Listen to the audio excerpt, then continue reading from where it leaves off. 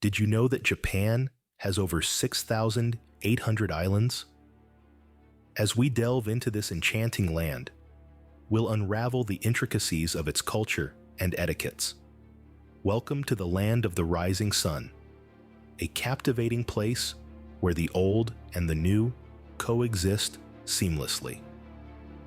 This enchanting archipelago, nestled in the Pacific Ocean, is a treasure trove of cultural richness that spans thousands of years. The Japanese society's manifold facets are reflected in their arts, architecture, and cuisine. But the culture's real beauty lies in the everyday life and interactions of its people, where their deep-rooted respect for others shines brightest. This respect manifests through an intricate system of etiquettes that is deeply woven into every aspect of Japanese life. These etiquettes are not just about manners. They represent nations' values and ensure societal harmony.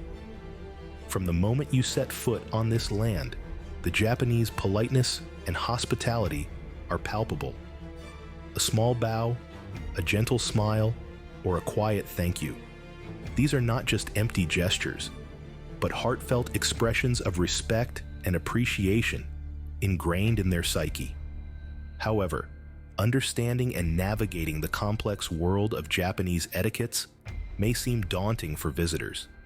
It necessitates a nuanced understanding of their customs and an open mind to appreciate their distinctive way of life. So, why are we shedding light on Japanese etiquette, you might wonder? We're on a mission to explore some of the most captivating taboos in Japan, those no-nos that could potentially put you in awkward situations or even offend your hosts. We'll delve deep into the fascinating world of Japanese taboos, tracing their roots and comprehending their relevance in contemporary Japanese society. From dining etiquettes to social norms, our journey will uncover the taboos that are unique to this land. Embarking on this journey, we will unravel the cultural enigmas that make Japan unique. If you're someone who dreams of exploring this beautiful country, or simply a culture enthusiast, this journey will shed light on some of the most mind-boggling taboos that are unique to this land. Are you ready to embark on a voyage to the land of the rising sun to uncover its intriguing taboos? Let's dive into the land of the rising sun and its intriguing taboos. Imagine leaving a restaurant and the waiter chases you down the street. No, you didn't forget your wallet. You left a tip. This is a common occurrence in the Western world, where tipping is seen as a courtesy, a way to show appreciation for good service. Tipping is a custom embedded in the fabric of Western culture. From your local coffee shop to the five-star restaurant downtown, leaving a tip is almost as automatic as paying the bill itself. We tip to express our gratitude for the service, and often, the amount we tip reflects how satisfied we were with the service. Contrast with Japan, a country renowned for its rich culture and customs. Here, tipping is considered more a faux pas than a form of appreciation. In fact, it's not just uncommon, it's seen as downright disrespectful. It's a culture that values respect and humility above all else, and tipping is seen as a form of charity. Charity, in this context, implies the receiver is in need or in a lower position. This is a stark contradiction to the Japanese social structure, which boasts of equal status. This difference stems from the deeply ingrained Japanese concept of omotenashi, or wholehearted hospitality. In Japanese service industries, staff members strive to provide the absolute best service, not for additional monetary rewards, but out of a sense of duty and respect for their customers. They aim to create an experience that leaves a lasting impression on their guests. It's a dance between server and customer, orchestrated with precision and grace. So, after indulging in a delicious sushi meal or savoring a steaming bowl of mouthwatering ramen, the best way to show your appreciation in Japan is not by reaching for your wallet, but by saying "Gochisosama deshita." This phrase, to thank you for the meal, carries more weight than a handful of extra yen ever could. Respect and gratitude in Japan are often expressed through words and gestures, not through monetary means. So in Japan, no need to worry about calculating the tip. Just enjoy your meal. Got a runny nose? Better find a restroom or a private place. This statement may seem odd to those of us who are used to casually tending to our nasal needs wherever we like. In many Western societies, blowing one's nose in public might not be seen as the height of decorum, but it's generally accepted as a necessity. However, in Japan, a different set of cultural norms applies, which may seem unusual to outsiders. In the land of the rising sun, blowing one's nose in public is seen as a gross and rude act. When we say public, it means any place where other people are present, from the park to the office, from a bustling city street to a quiet countryside path. This does not suggest that Japanese people are overly sensitive or peculiar. It's purely a matter of societal customs. Japan is a country steeped in tradition, where respect for others is paramount, and the preservation of harmony in shared spaces is considered essential. Consider this: in Japan, even subtle, everyday actions have a way of reflecting on the person performing them. With a cultural emphasis on consideration for others, each action becomes a statement about one's character and awareness. So, if you're on a crowded train and you suddenly feel a sneeze coming on, or your nose starts running, it's best to suppress the urge to reach for a tissue there and then. The unique sound of someone blowing their nose, which might not disrupt the tranquility of a Western city's hustle and bustle, can be seen as a jarring intrusion in serene atmosphere of a Japanese place. It's a bit of a mood killer, isn't it? Well, remember, the Japanese value their peace and quiet, and they certainly don't want it interrupted by such distractions. Therefore, if you feel a sneeze or a runny nose coming on when you are in Japan, it's advisable to excuse yourself and find a private place to take care of it. You'll be seen as considerate and respectful of others. It's a small act, but one that speaks volumes about your respect for Japanese culture. Remember, in Japan, keep your sniffles to yourself. Walking with a sandwich in hand might be common in your country, but in the land of the rising sun, things take a different turn. You see, in Japan, food isn't just viewed as a means to keep the body running. Rather, it's a spectacle, a form of expressive art, and an embodiment of the nation's rich culture. It is a celebration of their traditions, a testament to their history, and a reflection of their craftsmanship. More so, it is a moment to be savored, cherished, and remembered. The idea of walking and eating simultaneously, it's considered as discourteous as talking with your mouth full in other cultures. In Japan, the act of eating is regarded as an intimate affair that deserves your undivided attention, full concentration, and utmost respect. Be it a gourmet feast in a posh restaurant, a prepared home-cooked meal, or a simple rice ball picked up from a bustling convenience store, the Japanese foster a deep appreciation for their food. They prefer to sit down and truly relish in the culinary experience, rather than rushing through it. This practice is deeply rooted in their culture and their way of living. It's about appreciating not only the flavors that dance on your tongue, but also the textures that stimulate your palate and the effort that went into crafting the dish. It's about understanding the ingredients, acknowledging their origins, and respecting the time it took to grow, harvest, and prepare them. So, the next time you find yourself in Japan, and you're tempted to seize a sushi roll and continue your tour, stop. Take a moment. Pause and find a serene spot, perhaps under the cherry blossoms or beside a tranquil koi pond. Sit down and immerse yourself in the experience. Savor each bite, relish in the complexity of flavors, and appreciate the craftsmanship. Because in Japan, the act of eating isn't simply about satisfying your hunger.